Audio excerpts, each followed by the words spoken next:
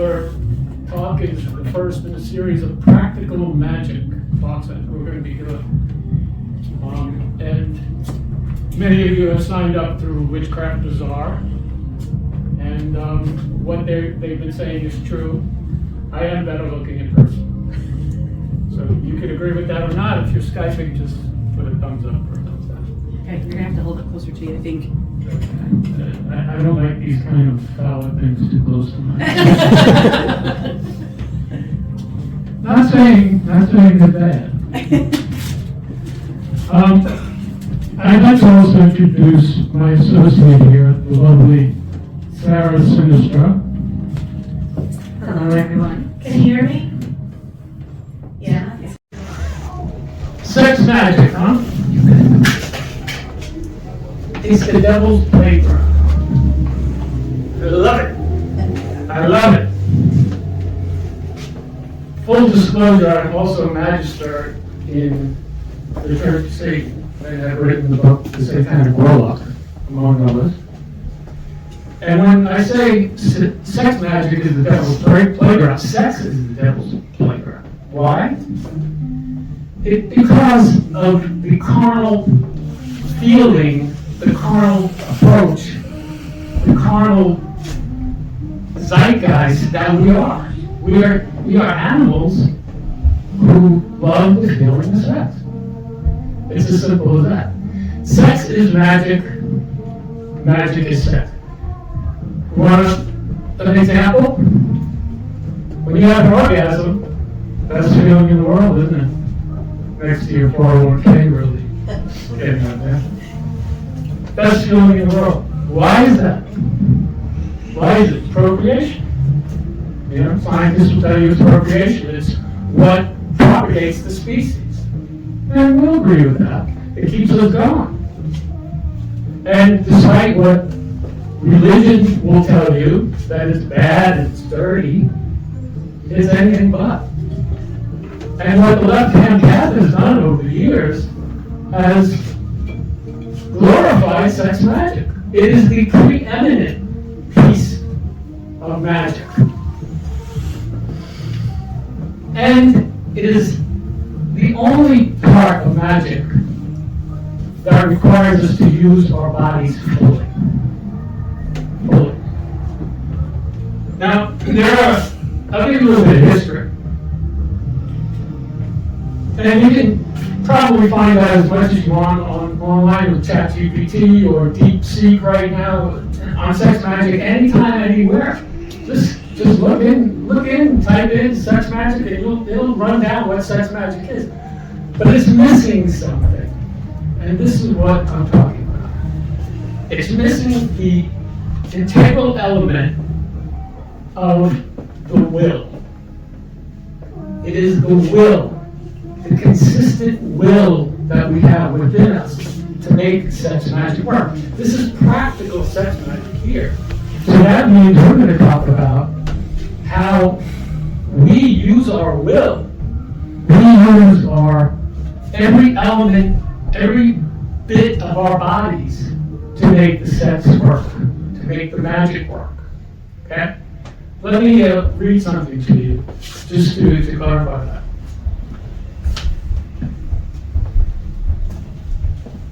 There are a number of luminaries in the sex magic world. Aleister Crowley, you can see the book. The Proto-Satanists. The Proto-Satanists, if you want to call them that. Anton Xander LeBay, who founded the Church of Satan. Pascal was another one. Joe Gardner, who many of you know through Witchcraft. Carol, who dealt with sex magic through chaos magic. And a number of others, including Starhawk and other people who've written books about sex and magic and how it works and what it does and what it doesn't do. What I can tell you is, it's all about will. That's the mystic element. There is no ultimate payoff unless your will is completely engrossed in what you're doing. And later I'll discuss how that works. But let me read something to you from Aleister Crowley's book, whose key word was, do what thou willst is all of the law. Do what thou willst. Will. Okay? We're going to pound that into your head, because will is what it's all about. Let me read this and let me get my own name with us.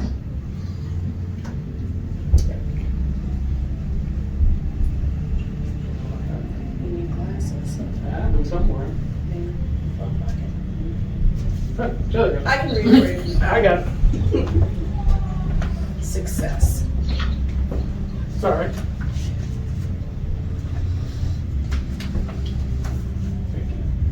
Close. Okay.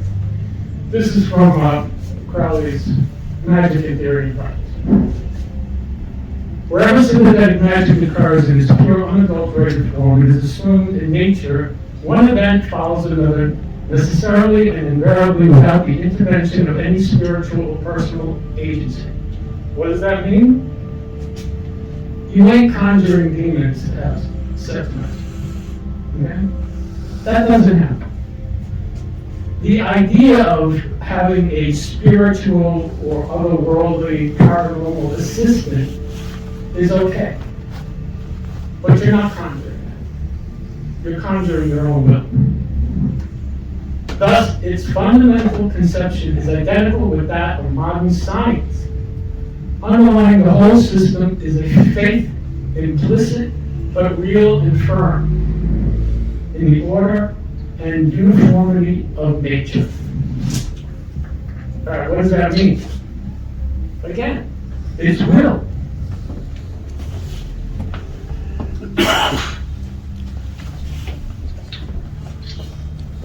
Your will must be so engaged and congruent with what you want. That's what will make sex magic work. Now, what the science behind this really emphasizes what will and magic does. I'm sorry, can we get everybody to mute your microphones, please?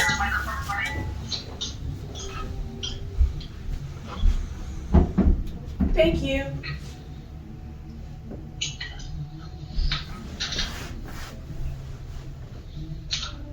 Everybody muted? Not yet. Mute your asses. Oh, there we go. Okay, thanks, guys. Science will back this up. We think we know what we do every day. We think we know what we want to do and how we're going to do it. Our prefrontal cortex in our brain will say, okay, I'm going to go to the store, I'm going to do this, I'm going to do that. And we do. But that's only part of it. You are really being controlled by your subconscious mind. It's as simple as that. I'll give you an example. I have some students in my Warlock Academy, and we talked about this. And we talk about, in Satanism, lesser magic. Lesser magic basically is the magic that we use in everyday life. And one of the things that people always say, oh, well, I conjured up a parking space in Costco. No, you didn't. What you've done was you've gone to Costco 20, 30, 40, 50 times, the same Costco, the same parking space, the same type of day. And what has happened? It's registered in your subconscious. So by the time you're at 20, 30, 40 attempt at going looking for a parking space at Costco, you know where to go. You're not thinking about it. Your prefrontal cortex is not saying, I have to go to row A and sit there and wait for the parking space. It's not, it's already pre-programmed. We think we know what we're doing every day, but we're ruled by many other things. Now, how does this play into sex magic? Well, I'll tell you. You have a few things going on in orgasm. And let me tell you, if having an orgasm isn't magic, I don't know what is. Having an erection Think about it. How does that happen? How does that fucking happen? It just happens, okay? It's a combination of hormones and electrical impulses and brain stem actions of your autonomic system. All of this stuff comes together and you have it, right? It's the same with a woman lubricating. How does that happen? Don't just turn it on and say, oh, I'm lubricating. It's your mind and will is saying, I'm turned on. It's that piece that you really don't know consciously or thinking about consciously that's working. So sex is so emotional, it stirs up a bunch of things. Your emotions are housed in this little walnut piece of your brain called the amygdala. And in the amygdala, all the emotions start to fire when there's an impending sexual act, or you're getting turned on, or you want to get turned on, or something's going to happen that is sexual. Your amygdala gets turned on. That stimulates the entire limbic system and the autonomic system. And then all of the hormones and everything in your body start to rush that way. Okay? Once that happens, that's the power. That's when you're fully engaged. You all know it right before the point of orgasm, what happens? You blink. The French call it the petit mort, the little death. Because that's basically what happens. You're in another place. Is that magic? Absolutely. How did that happen? Was it required that you had a spell? That you had a potion before? No. It helps. I call them magical minions. If you have spells and potions and things like that you can use to accentuate the act of sex and orgasm. But unless you're congruent between the both of them, it's not as good. And then the magic is not quite as powerful. So what we want to do is make magic so powerful and have sex magic so powerful that we transcend anything we've experienced before. I mean, going back to some historical stuff and Kundalini and things like that, they've gone into millions of hours of practice of how you do it, what you have to do, how you have to train. But here's the little trick, okay? This will cost you $13.95. The little trick is to be constant. Whatever you want vis-a-vis sex magic needs to be constant. When you're thinking about, I want that person, I want this sex act to happen, I want my next orgasm to be great, you can't light a candle, say a few magic words, and have that happen. You have to think it and live it constantly. You want that person who's not your person? You must think about that person being your person constantly.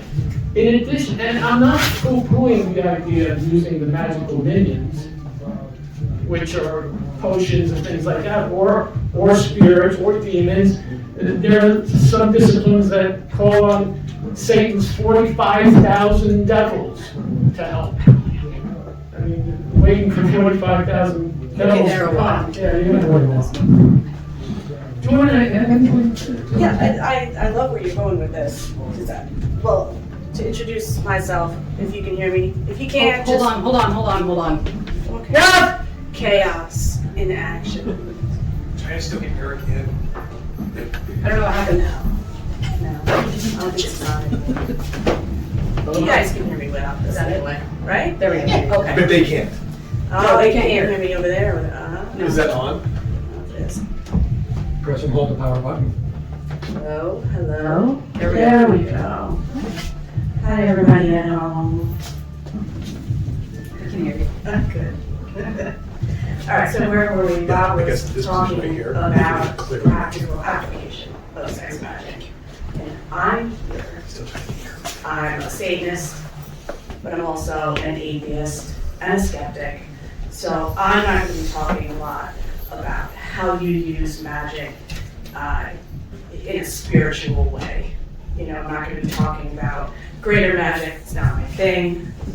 I am not gonna invalidate how you use magic in your life. I think it's important. We're all animals. Humans are animals. The difference is magic.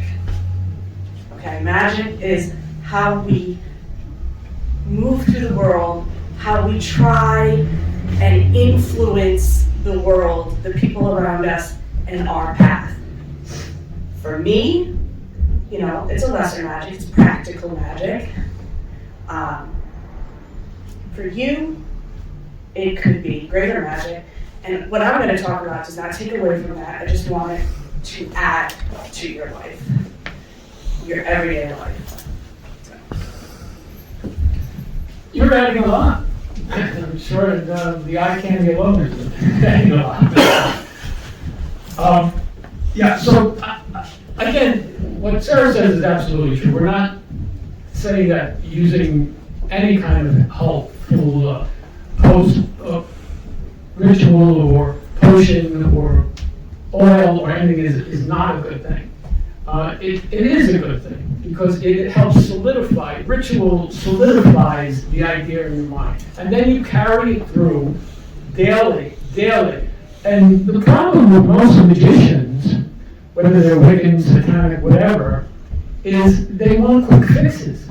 You know, let me walk into Renee and Storm's store and buy a potion and, that's good. I mean, you should still do that. Absolutely. Absolutely, but I'm saying that is not going to be the all and end all. You must be patient and keep this in mind all of the time. I'd like to read something else to you.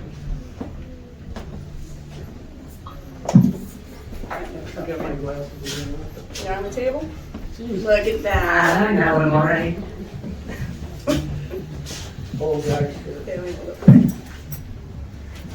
This is from Magical Sexuality. Good book.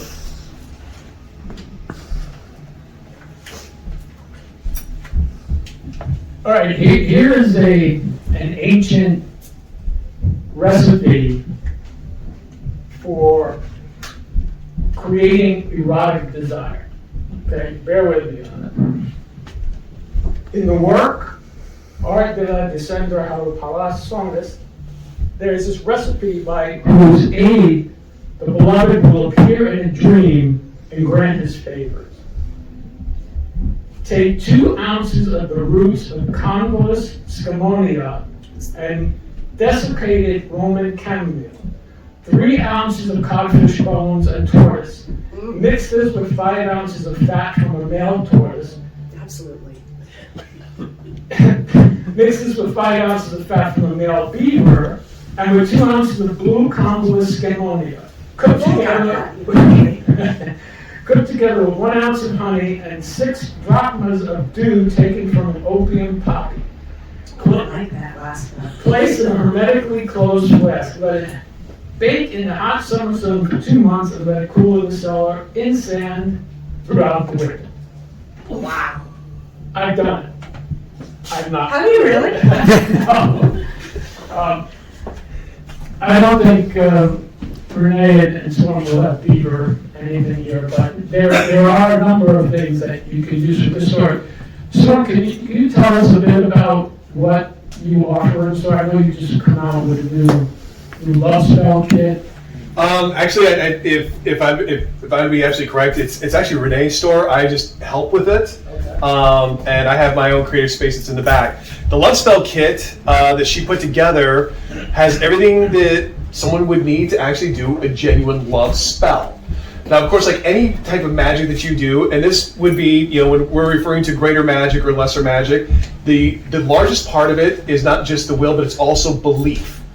If you begin to question any of it, it's not going to happen. If you're thinking, I'm just not so sure, I don't know, I mean, maybe, at that point, it's gone. You need to be all in on any type of magic that you do, and I don't care what path you follow. If you practice Santeria, if you practice hoodoo voodoo, if you practice brujeria, if you practice Norse paganism, if you Celtic, it doesn't matter. Satanism, any of it. It is going to be, you are all in on this. So when Dr. Johnson is talking about greater magic, which is ritual magic in front of your altar, you're all in on this. When you're doing a compassion ritual, which is typically what you're going to do and add some sex magic into it if you want to go that powerful with it, then you have to be all in. There is not going to be any sort of wavering or disbelief. So that being said, when you're doing a love spell, and it could be something for yourself, maybe you want some additional love for yourself, and that's included in the spell that she's written up, where it's to kind of increase that, and sometimes we need that. Or on the other side, if you want something more romantic in your life, that's the other part of the spell that's included in the kit, with the burning of the candle, you're anointing it. This is all part of the ritual, but during that entire process, as you are focused on it, you're putting intentions on it. You are putting it out into the universe. And again, I don't care what path you follow, the outline is basically the same. So when you're doing it, you're all in on this, and you're putting it out there, and I want some love in my life. And damn it, I'd like to have it by Valentine's Day if possible, because that's just around the corner. So you put that out in the universe, and then you let the universe do its work, and you are patient, and you're continuing to just think positively about it, and it will come to you. That's really, in a nutshell, the basics of how magic actually works. It's you putting it out there in a positive manner and wanting it to come back to you. And that's going to be the same when he continues to, when these two up here continue to explain sex magic, it's working the same way. But yeah, that's one of the spell kits that she's put together. It has everything in there. It's got the herbs, it's got the crystals, it's got the candle holder. There's even a kind of a little magical pencil she put in there with the parchment that you write, your desire on. But she's got, everything is in there in the kit for that one. And then she also has a sex goddess candle that she put together. She poured it. Oh, it smells so good. Yeah, it does. Yeah, she really went off on the fragrance to find something that was going to be sexy and alluring. Definitely kind of a bedroom sort of thing there. But again, that doesn't mean that you need to have partner or partners. That's always fun, but sometimes, it's just like a solo act, and a sex goddess candle is great for that too. Commercial order. Yes, for now. But that's important. It's perfect for Valentine's Day. Now you know how to do the greater magic. You know what to do, where to get it, how to get started. But how do we do the practical magic? What do we do? How do we get there? How do we use it in our lives? It is a lot about intention. It's all about that. Yeah. Let me jump in here, because I know people saying, well, okay, we've heard intention, we've heard that we have to have it in our mind all the time. Where are the examples? I'll give you an example. In the mid-80s to 90s, children with cancer underwent a study called killer T cells. And what happened was they had two groups. One control group they were online games where the kid would go in and actually kill the cancer cells. And the other group could not kill the cancer cells. They were rigged that way. And it was an astounding amount of improvement in the children who were able to kill the cancer cells in the game. How did that happen? That happened through the will of the mind. That's the true essence of magic. It's the will of the mind. It's not hocus pocus. I just want this to happen and it's going to happen. Well, we're impatient Americans, so this is going to happen. No. It must be congruent. In action, Can you still hear us there at home? Oh yeah, we get some thumbs ups. Awesome. That's fantastic. Thank you for bearing with us, everyone. We're working hard on figuring this all out so that we can continue to do this in the future, and all of you want to join in. Thank you for your patience. Oh, we got all kinds of fun thumbs up there. That's cool. Yes, as I'm saying, inaction will yield nothing. Inaction. Inaction. No, you did. I just wanted to make sure we do. It looks like it's Sonny and Cher up here. You don't know that. Man, we What's don't. happening there is, come on now.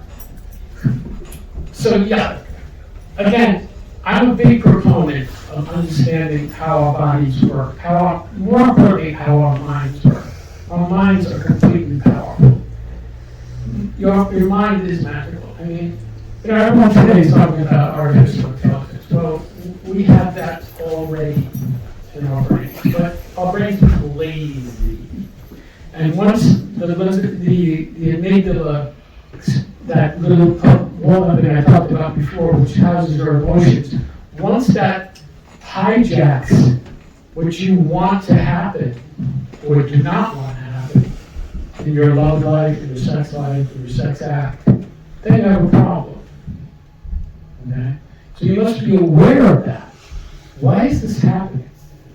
You have to be so self-aware that you're making your mind strong enough to combat the negative emotion. If it doesn't make sense, I'll give you another example. There's someone you love and you've lost, okay?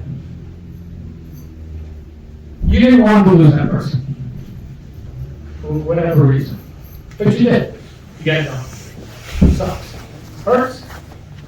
And your emotions take over. What happens is you become obsessed because rejection breeds obsession. You may not even like that person that much, but the fact that they don't want you anymore has created an obsessive quality in your brain. Why? Because your brain neural circuitry is used to that person. I'm comfortable with that person. That was a nice habit, exactly. It was a nice habit. I was getting some sex. We were having dates. But I saw some bad things, but I didn't really care. But take it away, and what happens? You become obsessed. I gotta get that back. Because your brain doesn't like that feeling. It doesn't like it. It's saying, what? I don't feel right. Something's wrong. She was the one, he was the one. No, there's never a one. There's a million ones. But that's another story. But that's the point. That don't deny what your brain and your mind does vis-a-vis magic. That, in effect, is magic. 100 years from now, they're going to say, they're going to be magicians. I remember a book way back in the 70s, I think it was called Future Shock by Alvin Toffler. And he predicted that programmers were going to be the priests of the 21st century. Happened, right? So what's going to happen 100 years from now is the people who can control their minds are going to be the priests of the 22nd, 23rd, 24th, 25th century. Because we have so many things grabbing our attention now and fracturing that will. You know, you're getting emails, you're getting texts, you're constantly being pulled in so many different directions. So your ability to focus and focus on your intentions and your will is what makes the difference. It's what puts you ahead. And that's huge work. It takes putting it into practice in your life and being used to that. You know, you need to have the intention, whether you're doing greater magic or lesser magic. You start with your intention, your want, your desire. We're taught that we shouldn't have too many wants. That desire isn't really polite. It doesn't matter, we still want. And that's okay. That's what makes us human. Magic and want. So you set this intention, and it could change. But you set the intention and you're focused. You're thinking about what you want and desire now. And then you gather up what you need to perform that magic. Greater magic, you get your love spell kit, In lesser magic, it's inhabiting your own power. It's giving yourself permission to love yourself and to see the power in yourself. You don't have to be in a perfect place in your life.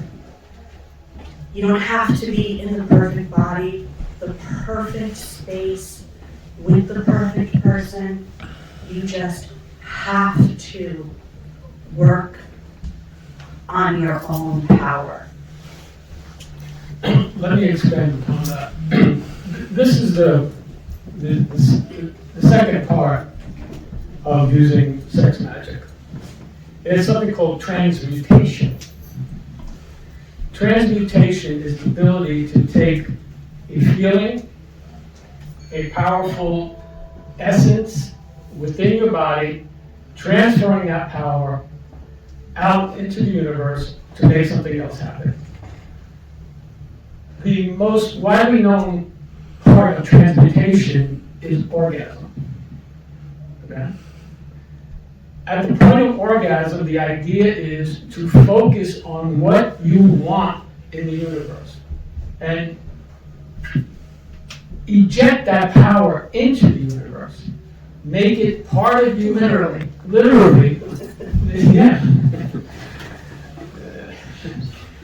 Sometimes you eject in places you don't want it to eject. Did we say this was for adults? But transmutation is powerful. And it's not new. It's been around for many, many years. We use it in many different disciplines, including business, where sexual prowess has been channeled and taken into a position of usefulness where it's, oh, this is what I do. I come and I get what I want. Because why? Again, it's setting your mind to it. Is it really penetrating the universe, or is it so solidifying your mind to your goal that you just do this unconsciously every day? I want a new car. I want that person. And once you're finished having an orgasm, possibly you forget, but your subconscious doesn't forget. Your subconscious does not know the difference between reality and fantasy. It doesn't. So whatever you tell it, it believes. So at the point, the most powerful emotion you can have in your body, other than total grief, is orgasm. What's a more powerful tattoo onto your subconscious mind? You know, I want that to happen. Boom, that orgasm, and that's what I want in life. That will push you in the direction. Again, it's the example of driving to Costco. You didn't drive to Costco and get a magical parking space. You've been there 100 times. You know the time of day. You knew just where to go. It was ingrained in your mind. You just didn't realize it. We don't realize what we're doing. But the magician realizes. You become introspective. You understand that anything that I want, I can have. The power lies right in here. Okay? Personally, I've made it happen. I could tell you the stories, and I don't want to bore you to death, but I've made career. I bet they're not boring stories. They're not boring. Stories. Especially the Playboy stories. I've manifested things happen in my life that I never thought would happen. And you look at any person in the limelight, celebrity, or politician who's gotten to where they've gotten, it didn't matter what went on around them. In their mind, I'm having that. I'm having that. So what I'm saying to you is, just say, I'm having that. Use orgasm to get that. Use your limbic system, your autonomic system, your amygdala, your subconscious mind, everything within your body and brain to make that out. Put it out there. Think about it 24 hours a day, not 1 hour a day, 24 hours. Let it sit in the back of your mind all the time. All the time. I'm going to have this. And one thing I like to say is a little mantra that's called, wouldn't it be nice? Instead of saying, oh, I'm going to have that someday, say to yourself, wouldn't it be nice if I had that? Because that's a positive emotion signal. And it's saying, yes, wouldn't it be nice? And you start moving away. Your actions will start going that way. The congruency will start evolving that way. That's the secret. I like that. We're getting a lot of good info here today. Thank you. Yes, we will. Do you want to talk about some of your rituals? Yeah, I do, because I think it's all well and good, but what is the ritual? What are you actually doing? It's self-care. It could be just getting your hair done. You know, it could be taking a bath. When you think of a really good moment to yourself, you know, draw a bath maybe, you light some candles, you get a good look, that's ritual. That is ritual. So if you are focused on yourself, your worth, and you sit in your power, you can be engaging in ritual as long as you are mindfully thinking about your want and desire. That is intention and that is practice. So those are the first two steps. It looks like whatever it looks like for you privately, but do that. Spend time on yourself. Know that you're worth it. Take time for yourself. Separate from everything that's going on in the world. Making dinner, you know, everybody taking your attention, paying bills. We all have to do that. It's not fun. But sooner or later we realize we haven't thought of ourselves in a while. And we do that with sex too. Because it becomes another habit of ours. If you can add intention to that, you bring the power back into it. And you focus on yourself. What you want. What does that feel like? And that is work, but it's good work. It's productive work. And again, we're taught that it's not, that it's a waste of time. Because that's our power. And existing power structures don't want you to own your own power. They don't want you to have power if you're queer. You know, they don't want you to have power if you're not, if you don't look like the exact most attractive person or the standard. Oh, thank you. You know, they don't want you to be comfortable with yourself. They want you to buy more. They want you to be uncomfortable. They don't want you to ever address that want. But you can. Could I add something into your Absolutely, ritual please do. item? We're going to get a little X-rated here now. Ooh. Yay. Some powerful magical minions that you can use. I think you know where we're going with this. Yeah, you are. You're right. So besides spell kits, are bodily fluids. No, that's not where I thought we were going. Tell me more. Well, okay. Semen. I mean, that becomes a powerful body fluid that you can use within your spell. You can add to your spell kits. You can use that. Blood, menstrual blood, you can use that. Whatever you deem so powerful, and so intimate, and so almost cringeworthy to everyone else that you want to use, that's powerful. Because what that's doing, that's attaching to your shadow self. That's attaching to your deeper parts that self that you really don't want to admit. I get turned on by eating cum. I like to lick my girl's vagina when she's having a period. That's the kind of stuff Taboos. that's taboo. It's in Satanism that's called going into the lore of the forbidden. And the lore of the forbidden, the taboo, is very titillating. Very titillating. Because, as we discussed before, we are animals. And we want to push that envelope sometimes. And when you push that envelope, whether it's doing that, or getting into some BDSM stuff, or That's more ritual. yeah, it's more ritual, changing partners, or getting to multiple polyamory situations, whatever it is that's out of the norm brings you to another realm. If that titillates you, that's powerful. It's extremely powerful. Now, can I add something for a moment? Sure. Ella? Now, if we're talking about pushing boundaries and exploration, I want to make sure that everyone here and at home knows that it's okay to set boundaries, right? Especially with your interactions with other people and exploring taboos.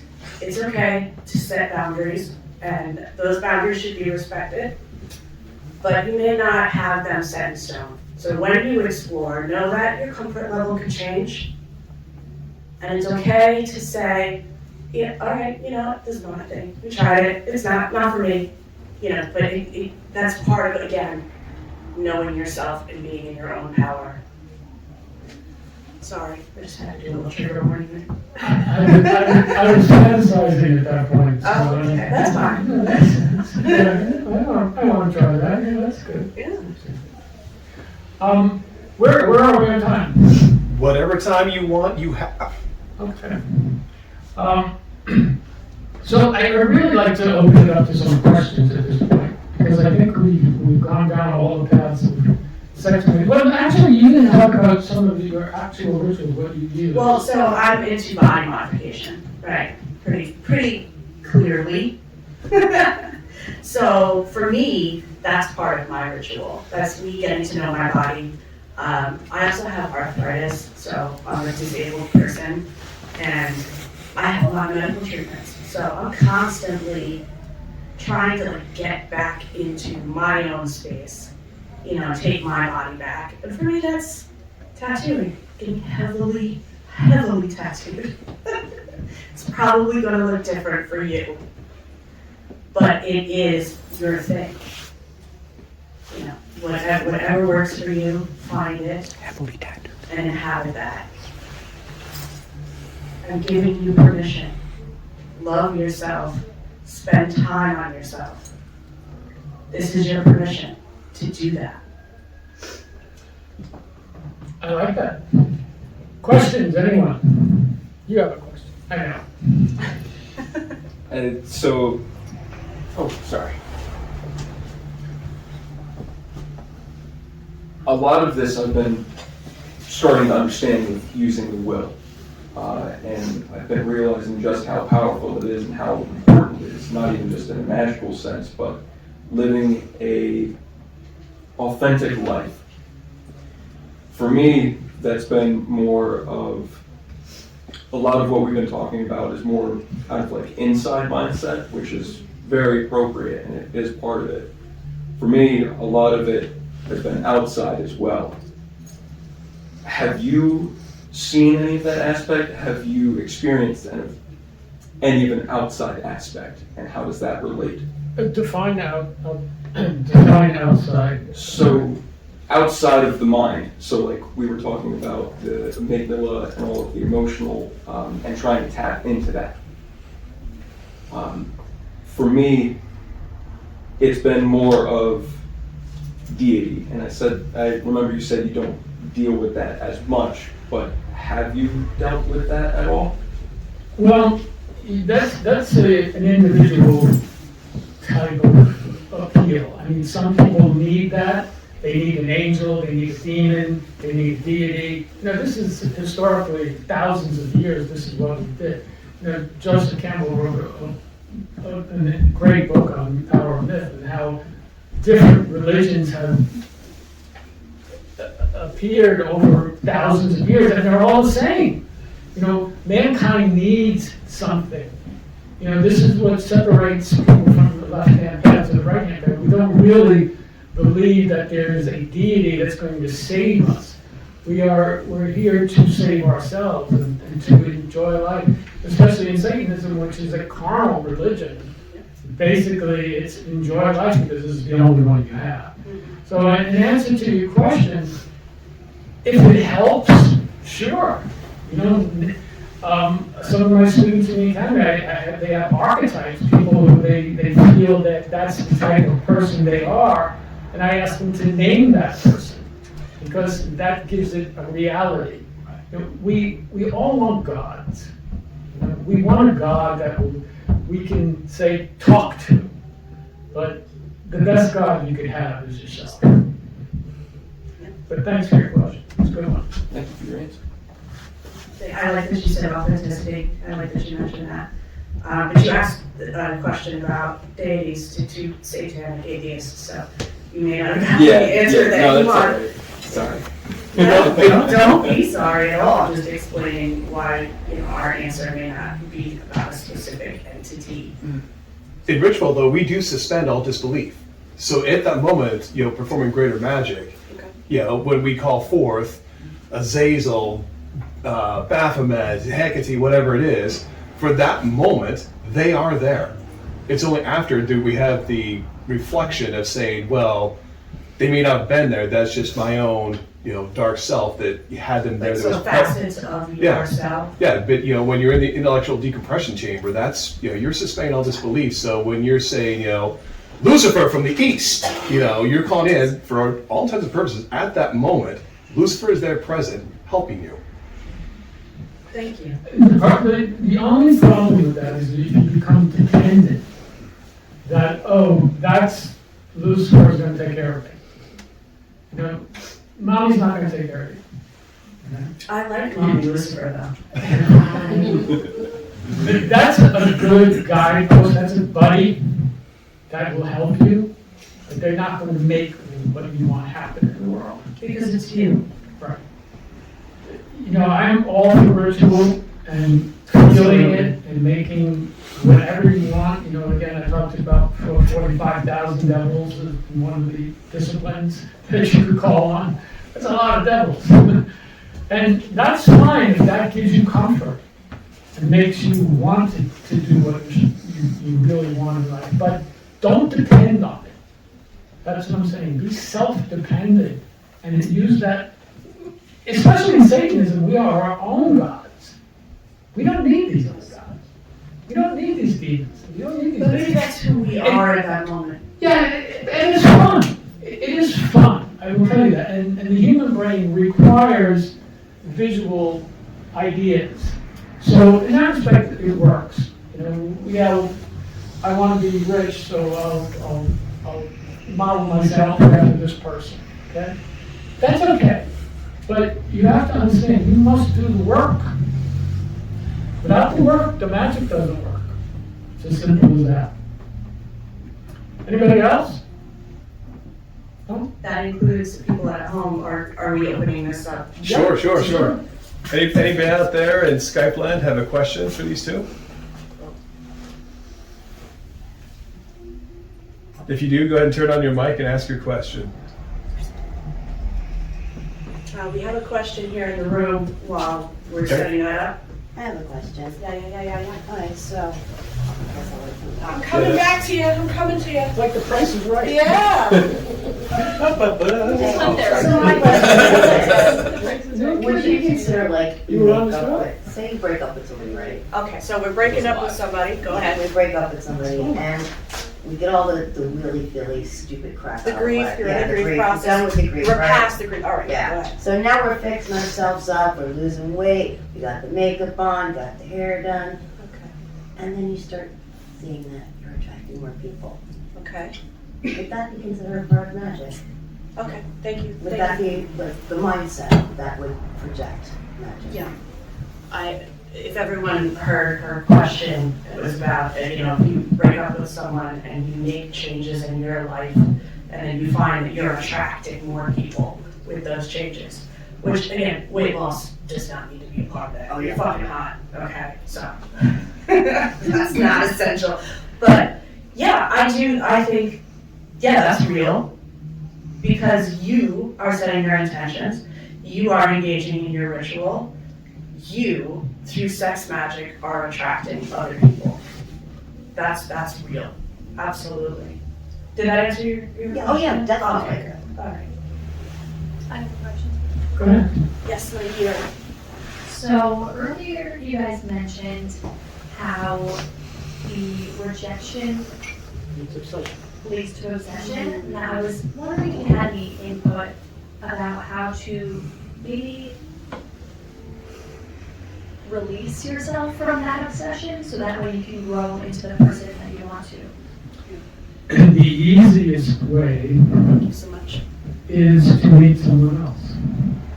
It sounds really trite and simple, but it really is because you're subconsciously, again, I keep pounding that, but subconsciously you're cutting the bond with the other person. The obsession is not real. The obsession, again, is your neural pathways are just used to it. You know, you'll find somebody else probably better because now you have more information. So the best way is to get out in the world, to date, to meet other people, to constantly put yourself out there and along with the last question, you know, make yourself more attractive that way. Because confidence in yourself is very palpable to people. They feel it, especially women. Women are incredible. Women and witches, I agree. they can sense confidence and what a person is and how they're reacting in the world and what their value of themselves is. So once you feel better about yourself, and I know it's very hard when you're rejected and you feel that you're obsessed over that person. I have to get that person back. I have to figure out what that was. It's extremely hard to break those patterns. But you know, excellence is habit. So once you're out of that bad habit and keep breaking it, and you know, you just walk into a supermarket and someone tells you, oh, you're gorgeous, and I'd love to meet you. You're starting to break that habit. And it's magic. It is magical, but it's not, you know, poo-poo kind of, oh, crazy, that never happens to me. It does happen. It happens to everyone. It is what we're geared to do. We are here on this planet to propagate the species. So the natural attraction. That being said, is you can't fake it. You can't make attraction happen. Okay? It's either there or it's not. So regardless of what you do, what has to be in your mind is there is someone that I'm attracted to. Sure. I'm an attracted person for. Or I'm attracted to. There are billions of people on this planet. So getting out of that obsessive thought, Billions. yeah, it's tough. It's tough. There's no doubt about it. But that's the secret. You know, as I said in my book, Satanic Warlock, the best way to get over someone is to get under someone. There you go. I like that. I add to it. Yeah. That's good. This is a smart man. Or over someone new, if you like that better. Yeah, or over. Yeah. Exactly. But I think that Thanks for your question. I think that next person, to still answer your question about how do you get past that obsession with your ex, I think that next person you find should be you. Okay? It should be you. And anyone else that comes into your life is just adding to your life. You don't need them. You're not beholden to them. You know, I mean, a partnership is a partnership, but you don't need them to be complete. You need you. You know, you need to love you and appreciate you. So, okay. Here's another little trick. We'll get to the question in a moment. You never know why you've been rejected. You will never know. Yeah, no, even if they give you a reason, it's not the reason. Right, the human mind is too complicated, there are too many issues, and the more times you try to go back and figure it out, you just, you'll never know. The best approach is to say, fuck it. Whatever it was, I had no control over. We tend to want control over everything in our lives. We don't have control. This life is chaotic. The only constant is change. Mm-hmm. The only constant. Everything Everything, entity, that would be it. Chaos. the only constant is change. Everything we know will disappear. 100 years from now, it won't fucking matter. So, All right, and we have another question here. It's really a question. I just wanted to make a statement because I was listening to you guys just saying, and I think that it's important to keep in mind that loving magic that you have inside yourself and this ideal came out of you, and all those feelings that you felt about this ideal was from you yourself, and it wasn't really them, you know. And sometimes we use that; it keeps us from reconnecting again. I think I just like your answer about connection is the solution, because the beauty was from you anyway. Thank you. Well said. Thank you. Appreciate it. yes, sir. I have something. In fact, I was talking to Renee about this just last night. Something that is great when we're talking about sex magic. The first time it really kind of happened with me, I was incredibly young, not even bar age yet, and I did multi-level marketing. It was with Equinox, for those that knew Equinox when I was around. And Tracy was my upline. She was the one that got me into Equinox and starting to do it. Little gal comes in, pretty little gal, and she was going to become my downline. Tracy immediately noticed that there was something flirtatious happening on her end, and I caught it, but she pulls me aside and says, listen, this is what I want you to do. I want you to use this. And I said, okay. And she says, first of all, I just want to tell you, do not flirt with her, do not date her, and certainly, above all, do not fuck her. And I said, oh, okay. And I'm a little confused, and she says, but I want you to use this to your advantage. You can make her your downline, and you can close that deal. And then, she's in, and now you've got, and at the time, I really didn't understand what she was trying to tell me. Now I fully understand exactly what you're saying. When I really fully understood it was when I became a bartender. That's something, if you notice good bartenders, really good servers, but especially the bartenders, you notice when they come over and they're, looking at you, and this, I don't care where you're talking about, male to female, female to female, male to male, whatever, them to them, it doesn't matter. There's a flirtatiousness that you can do that doesn't cross a line.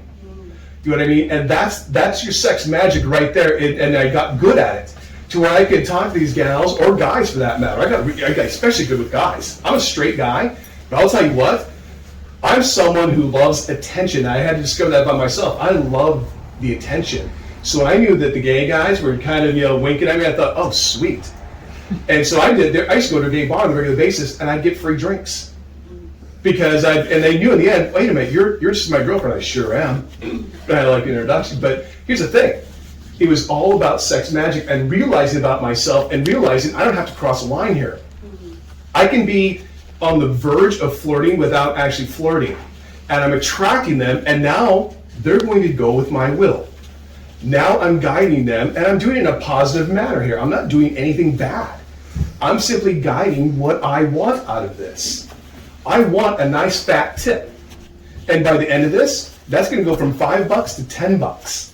And I'm going to provide the service. I'm going to do it with a nice smile, but I'm just going to do a little wink in there, and that smile you're not so sure about.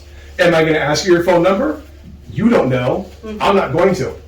But you don't know that. Even if you leave that on the bar for me later, I'm not going to call it. Because I want you to come back next week, and I want you to tip me fat again. You don't ever cross that line.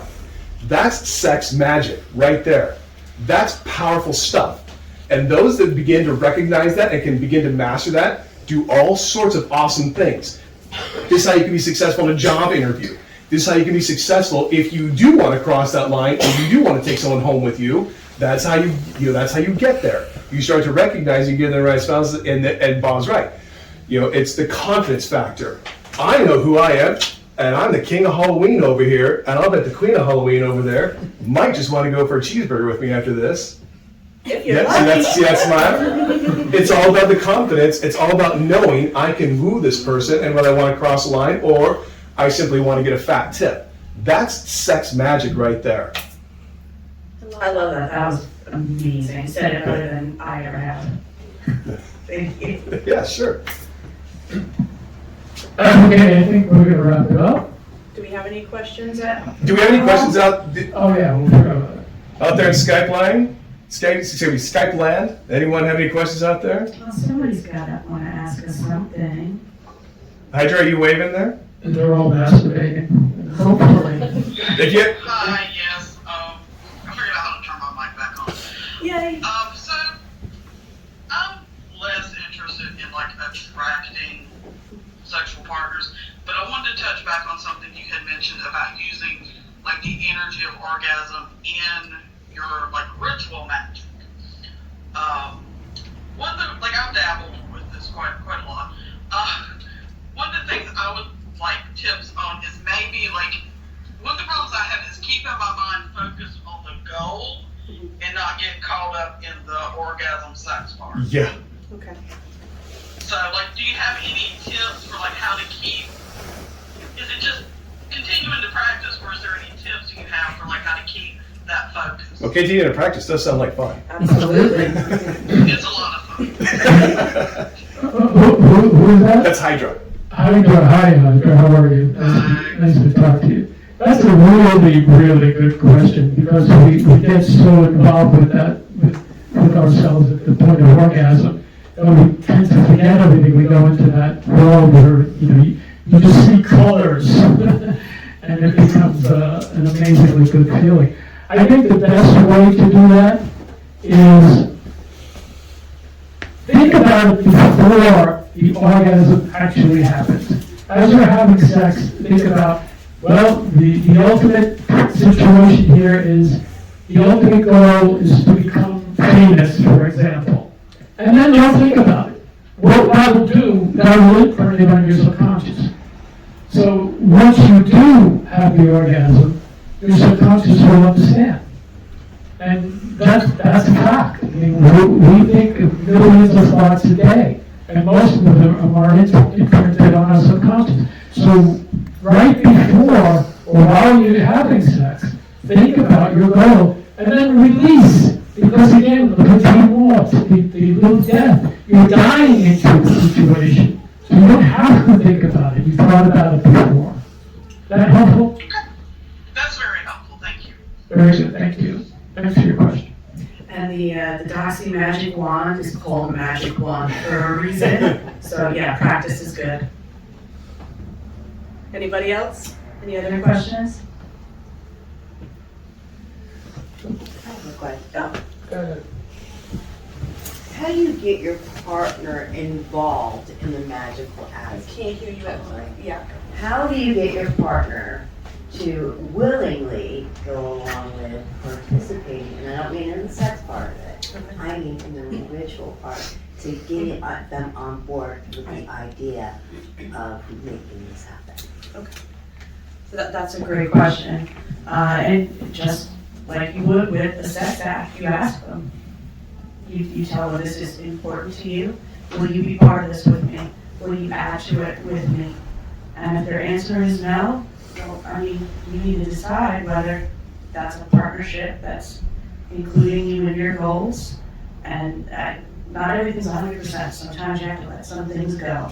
Like, and he's great at other things. Yeah.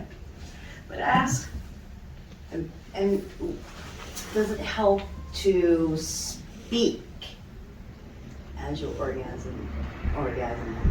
If you can. Like, just say, whatever the hell it is that you want, I want to be rich, and as you release, I'm going to be rich. Does that help? It's just your mind. If that helps you focus, sure. But it's your mind. It's having it. Think about it beforehand. You gotta think about somebody else. The other thing about getting your partner involved, you tell them, I'm going to do something freaky with you. I'm going to improve your life. I'm going to rock your world. There's a lot of power in speech. The communication is all about it.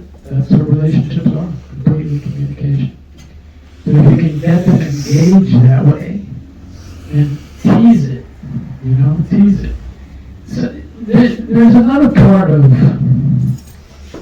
well, this goes more into a relationship situation, but why am I getting so much feedback on this? I think somebody has their mic on.